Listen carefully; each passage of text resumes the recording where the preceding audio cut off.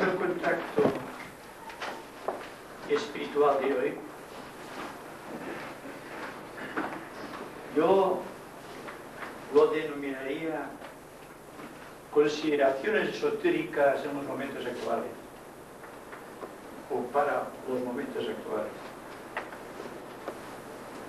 No obstante, siempre hay que ir al pasado para recoger, esotéricamente hablando, los frutos que corresponden al presente. Y en esto tengo que hacerte una gran afirmación esotérica que ustedes pueden aceptar o no, depende de su criterio y de su intuición.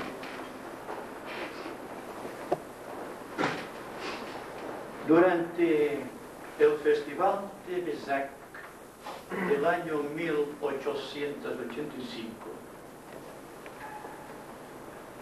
después que el señor Buda hubiese derramado sobre la tierra su bendición cósmica, el Señor del mundo convocó a la jerarquía espiritual del planeta, a la gran fraternidad blanca, para brindarles una oportunidad de establecer contacto con aquellas fuerzas cósmicas de una manera más directa y trascendente. Pues hasta aquel momento, igual que la grandeza de la bendición de Buda viene siempre a través de Cristo, la gran bendición cósmica a la que hacía referencia Sanat Kumara tenía que ver precisamente con la entrada en nuestro planeta procedente de la constelación de la Osa Mayor, y a través del avatar de síntesis, unas energías que desde aquel momento no pasarían, como solían hacerlo desde siempre, por la jerarquía planetaria o por la gran fraternidad blanca. El problema de los iniciados, de los altos discípulos y aún de los adeptos era cómo enfocar aquella energía de una manera que pudiesen resistir los miembros de sus ashrams respectivos. Pues ustedes no saben cuál es la tremenda potencia ígnea de estas fuerzas de primer rayo sin ser disminuidas en su poder. De la gran fraternidad se nos habla de un intento anterior que tuvo como centro de atracción uno de los grandes egos del primer rayo que ha dado la gran historia del planeta. Me refiero a Madame Blavatsky. Ella fue el primer ser en este planeta que resistió sin amparo alguno esta tremenda fuerza espiritual que, según hemos podido comprobar a través de la historia cíclica del planeta, la condenó a una vida de grandes crisis físicas y dificultades de todo orden psicológico y espiritual. Sin embargo, a pesar de que su paso por la tierra fue corto, porque duró solamente 60 años, pudo legarnos obras tan extraordinarias como la doctrina secreta de Isis sin velo. Anteriormente hubo un intento del primer rayo que tuvo como centro el ego de Napoleón Bonaparte, que era un discípulo en el ashram del maestro Moria, y fracasó. Fracasó porque las energías del primer rayo, al incidir sobre un ego, aumentan todos sus valores espirituales, pero también sus defectos personales. En Madame Blavatsky fue la crisis física, siempre estuvo llena de enfermedades. Napoleón fue exaltado en su orgullo espiritual y fracasó en el intento de la gran fraternidad de Shambhala para unificar políticamente a Europa. Dense cuenta que estamos tratando históricamente algo que se está reflejando en los momentos actuales. Porque una vez que los maestros y los grandes iniciados del planeta hubiesen acogido estas energías del primer rayo a través de sus vehículos sutiles, esta energía continuó fluctuando dentro de sus ashrams respectivos, constituyendo el gran experimento de Shambhala para toda esta cuarta ronda. Además, todos aquellos que triunfaron de la prueba de resistir la potencia de Shambhala directamente, sin intermediarios, penetraron ipso facto dentro de la quinta ronda planetaria, vivificando en el presente lo que será una época futura. Hay más. La prueba del trabajo de Shambhala, acogiéndose a las grandes premisas solares, tuvo grandes puntos de enfoque planetarios. Fueron robustecidos los 5 grandes centros planetarios que Apolonia de Diana había energetizado con unos talismanes del primer rayo procedentes del centro místico de Shambhala, que es casi un secreto iniciático que recién ahora se nos ha permitido ir descubriendo. Así que los centros de Nueva York, de Londres, de Ginebra, de Tokio y de Darjeeling, al norte de la India, han sido robustecidos a extremos inconcebibles. Y hoy pueden avisorarse ya 2 puntos magnéticos, talismánicos, uno en África y otro en Australia, que no podemos comprobar a menos que seamos altos iniciados.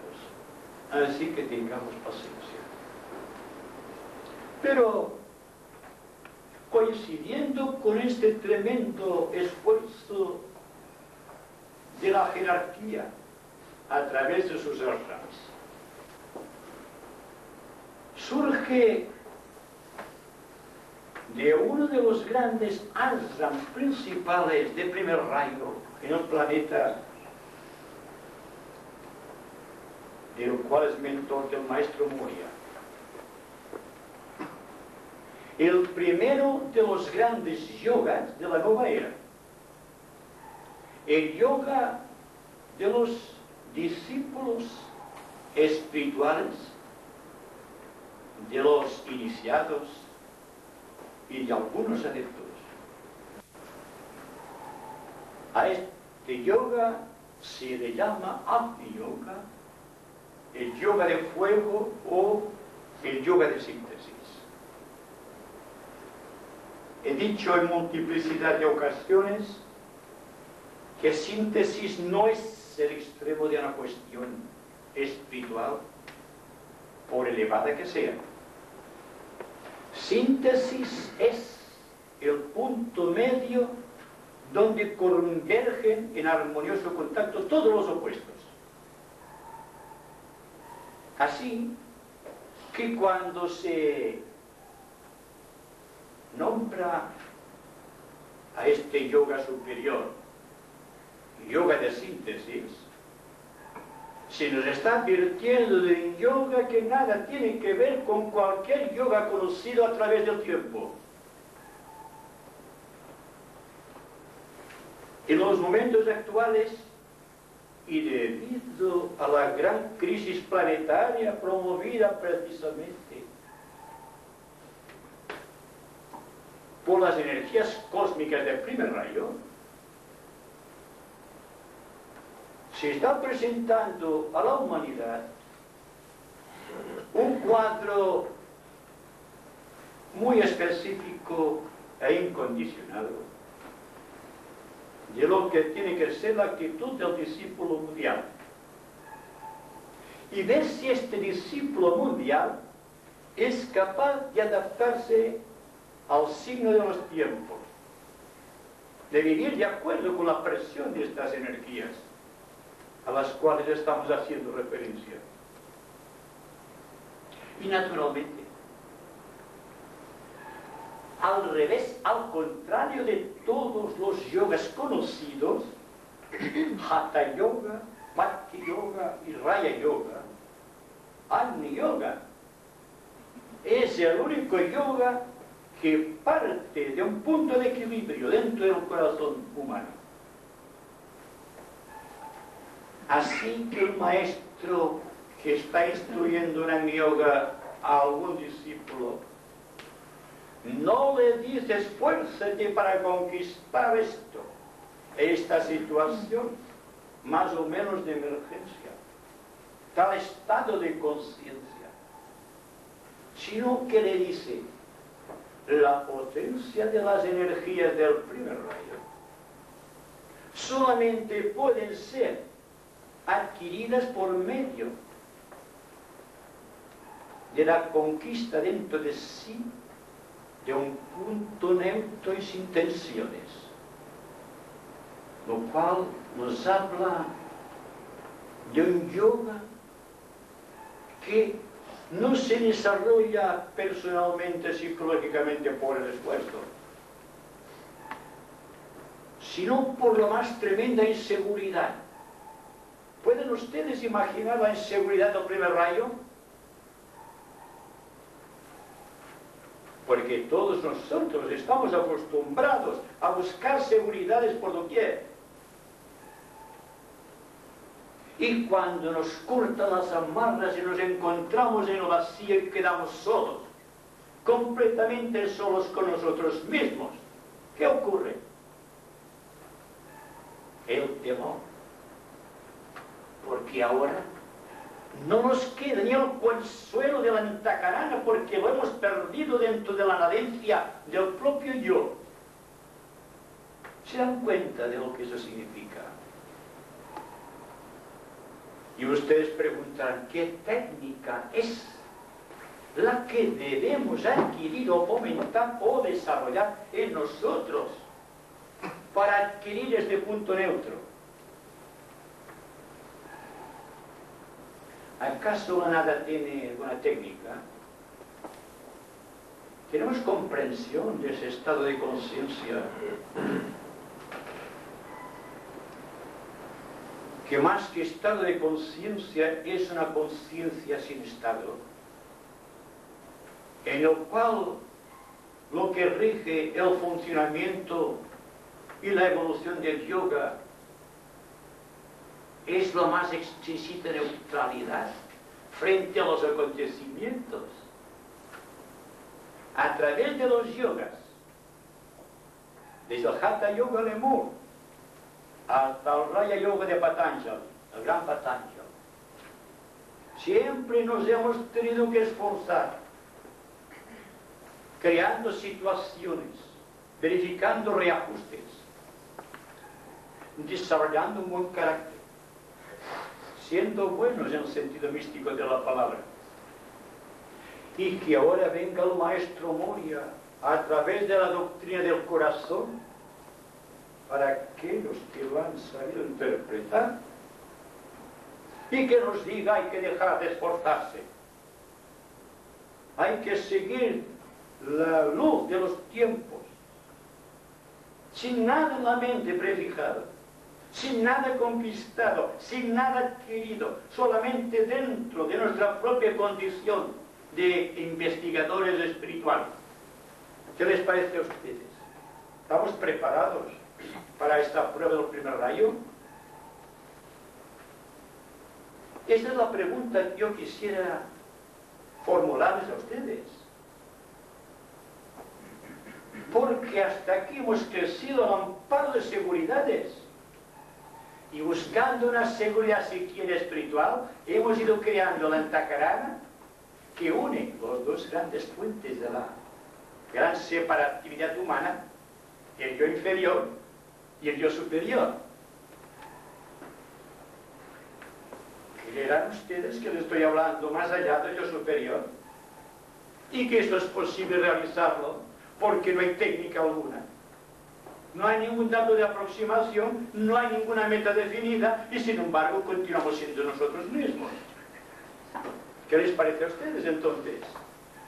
El nuevo orden, nacido al amparo de la constelación de Acuario, que está actuando ya dentro de nosotros, en nuestros ambientes sociales.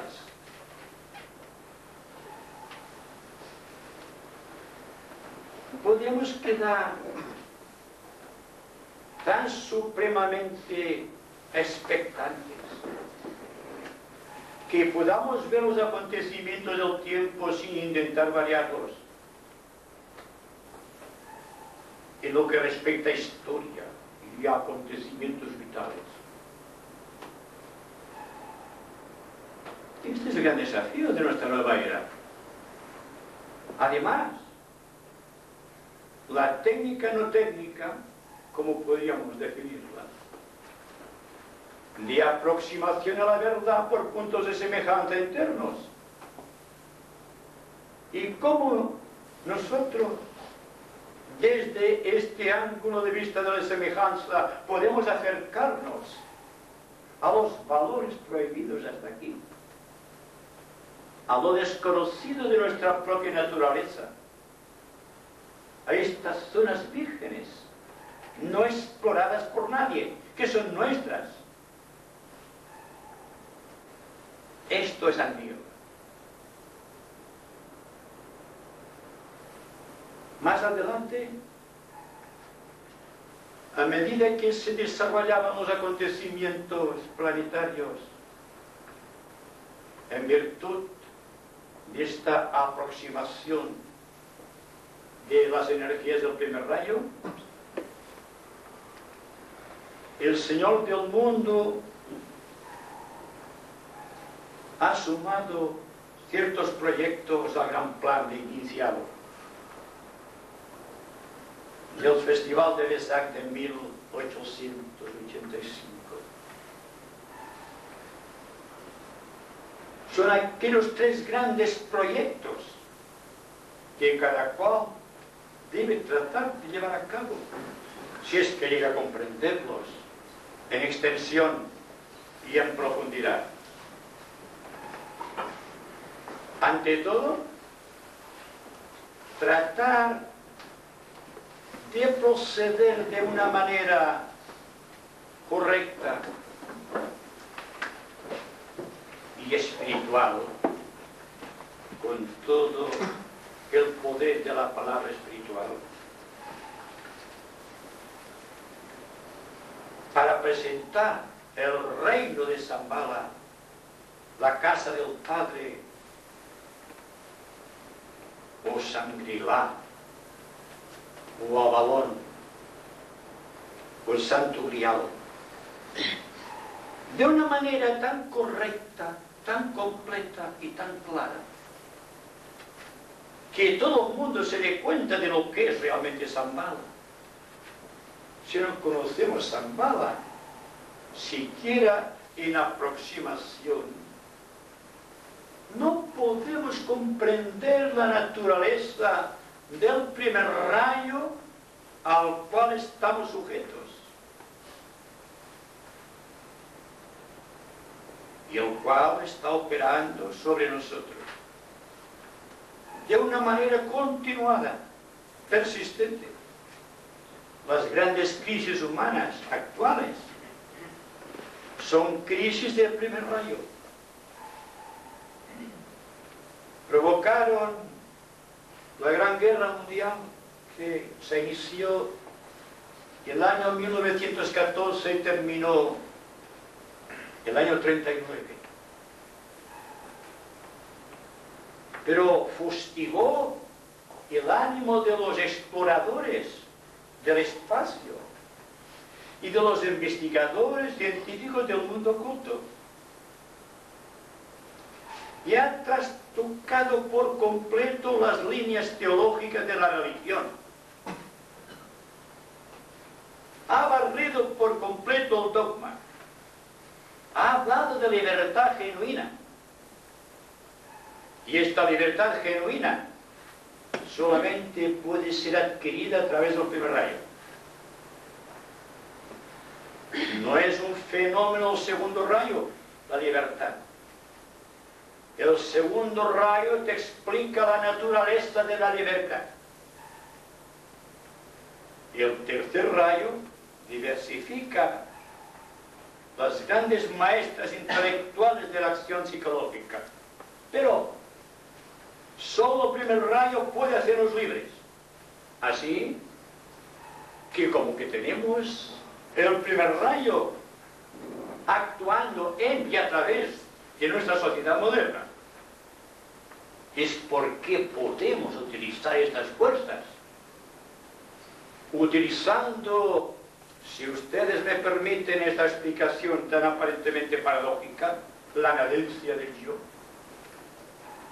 la suprema y armoniosa adaptación del hombre a todas las situaciones creadas, lo cual ha de traer como consecuencia un nuevo ritmo en la acción social de nuestros tiempos.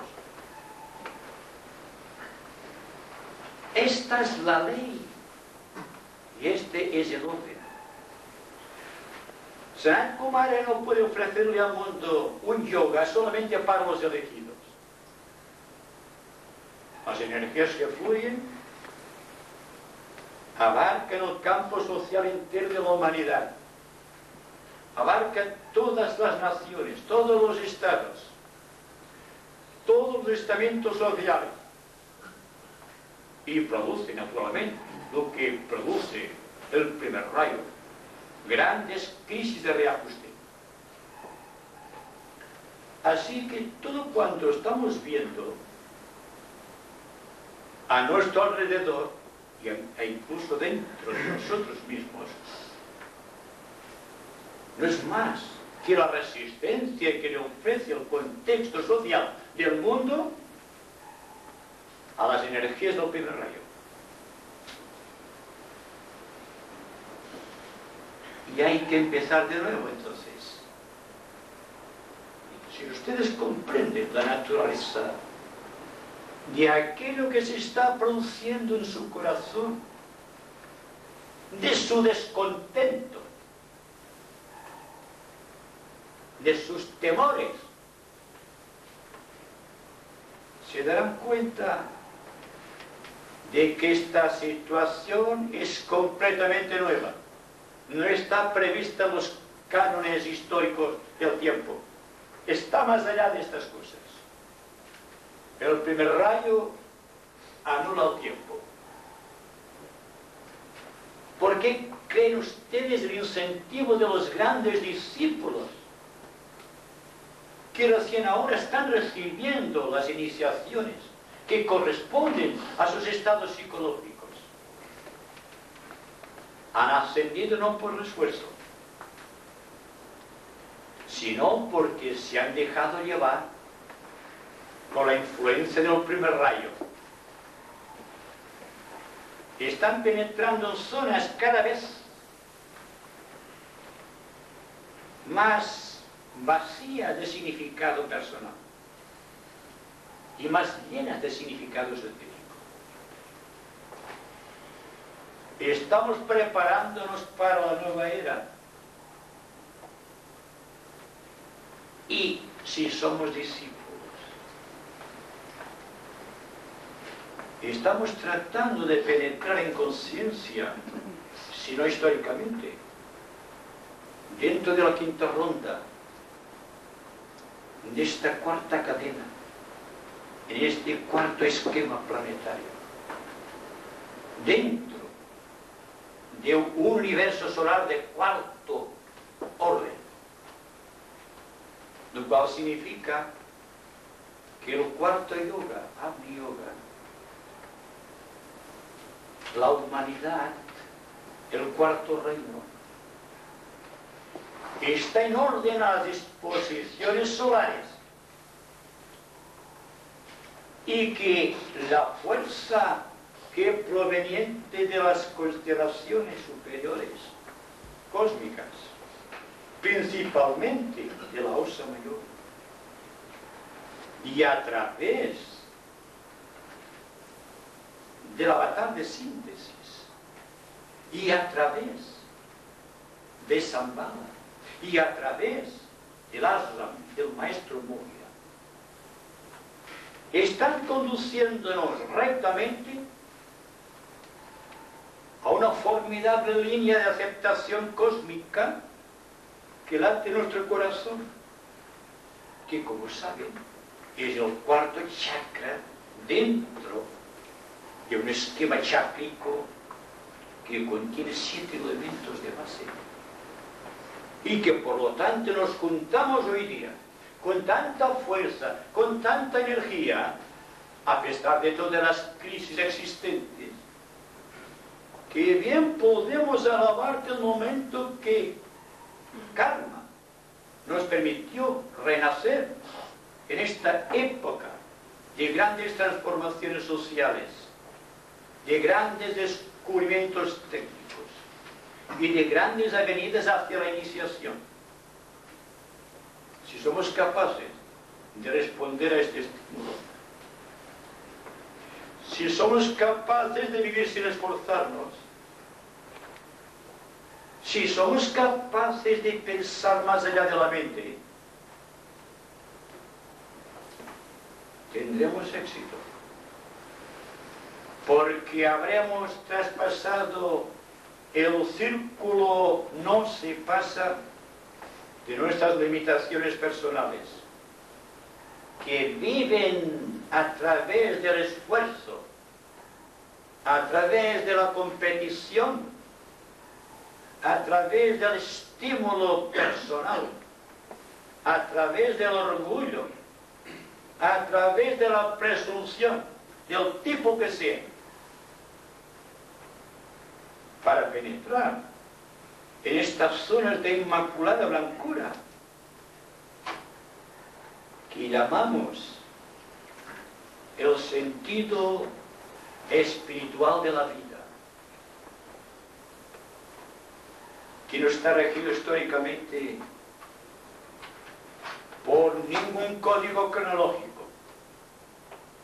que carece de tiempo, porque está dentro del corazón, respondiendo al impulso de nuestra mónada espiritual, lo cual significa que nuestro ego,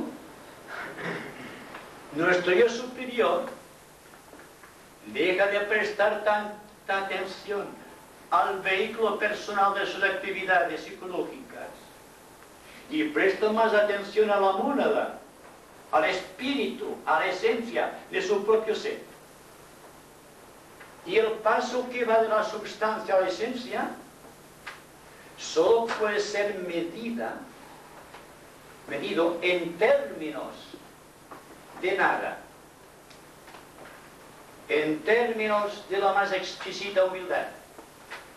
Me pregunto si podríamos ser humildes. La humildad es el fruto de la acción del discípulo. Igual que la compasión es el punto central entre la fuerza y la responsabilidad. Y me pregunto si podemos llegar a comprender exactamente lo que quiere significarse con el término nadencia, sin pasar en manera alguna por aquella forma de ver las cosas de la era de Piscis a través de los grandes místicos, que no utilizaron la nadencia a la cual me refiero como síntesis dinámica de acción, sino que se ampararon en el quietismo de los grandes místicos. Bien mirado, denominamos místico a todo cuanto haga referencia al mundo espiritual. Y me pregunto si se puede dar un salto desde el misticismo clásico a la nadencia dinámica de Amiga.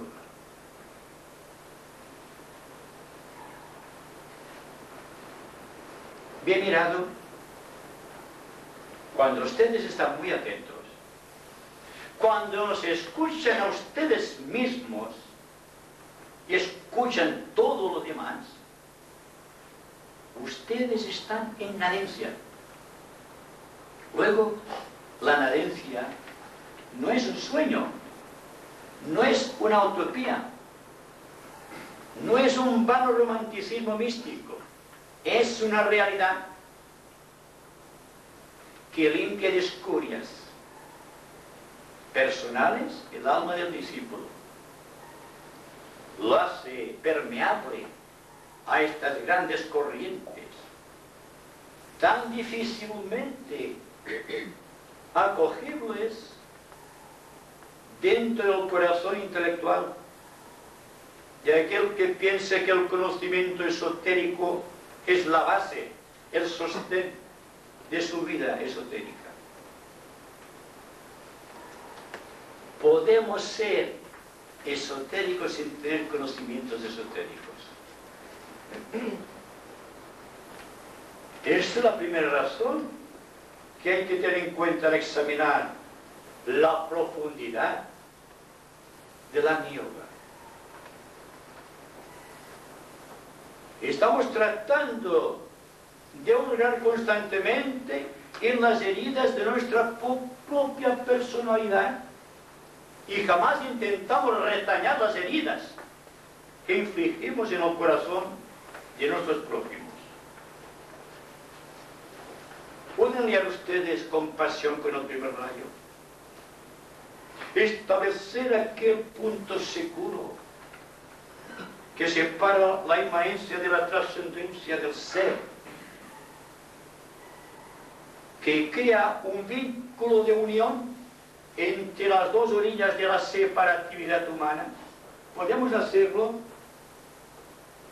Si no podemos hacerlo, no podemos llamarnos discípulos del Maestro, ni hablar en su nombre, ni creernos en jueces de los demás, porque habremos perdido lo esencial de nosotros mismos, la caridad de la humildad. Estamos para tratar de comprender en profundidad y en significado lo que puede significar una nueva era regida por el amor y conducida por la inteligencia y lleno de propósito espiritual. Tratemos de desarrollar el amor más que la inteligencia en nuestros tiempos. El amor que registra los espacios intermedios, o aquella gran ley que rige los intervalos creadores, desde el intervalo entre dos respiraciones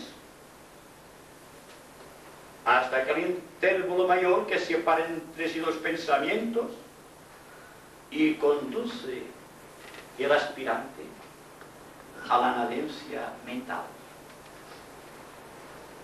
la cual es solo un primer paso, porque de la nadencia mental a la nadencia espiritual o psicológico en su entero hay todavía un gran trecho, y solamente la impersonalidad, la luz del entendimiento superior que un corazón amante puede salvar estas barreras, puede conducirnos de la oscuridad a la luz, de lo irreal a lo real y de la muerte a la inmortalidad, que son palabras que estamos utilizando constantemente en nuestro repertorio psicológico cuando hablamos de algo realmente esotérico. Bien, espero no haber descansado demasiado. En todo caso, queda tiempo para que podamos discutir esto con más detalle. Porque lo que interesa es la comprensión no de un estado de conciencia, sino de un estado lógico. Pues esta crisis del primer rayo afecta también al Señor del esquema planetario de nuestra Tierra. Y que por lo tanto, si nosotros somos conscientes de que somos una parte integrante de sus células conscientes de su vida, lógicamente debemos sentirnos impelidos a la acción creadora que nace precisamente de la nada. ¿Qué es lo que dicen los textos bíblicos? Dios hizo el mundo de la nada, o los mundos de la nada. Pues se refiere intrínsecamente a nuestro logo solar. Y continuar adelante dentro de este sentido de inmanencia, pero siempre igual que el gran arquero que lanza potentemente su flecha hacia adelante y sigue aquella flecha aun cuando ya se haya debilitado el esfuerzo del pensamiento de este arco.